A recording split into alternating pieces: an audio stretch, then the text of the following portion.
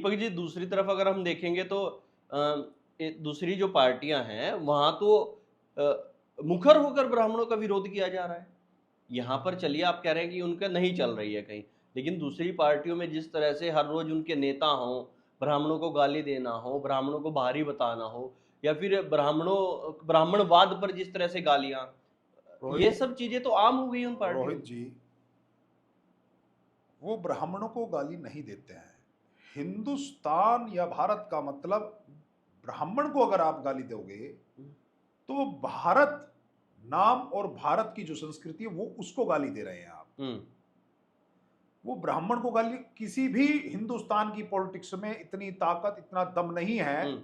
कि वो ब्राह्मण कल्चर को गाली दे दे। हम्म। मेरा मानना यह है कि अगर वो गालियां दे रहे हैं, वो बुराई कर रहे हैं, तो वो पाखंड का कर रहे हैं, ना कि ब्राह्मण का कर रहे हम्म। हैं। उस पाखंड की बुराई तो सरस्वती दयानंद ने भी करी थी। बिल्कुल। वो भी ब्राह्मण कुल में ही जन्म है, ब्राह्मणी हम्म। के गर्भ से पैदा है। हम्म।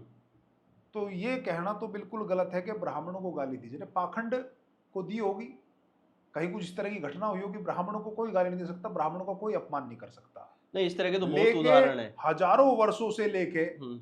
जो ब्राह्मण कल्चर है, हम्म। उसके बिगड़ तो हिंदुस्तान अछूता है।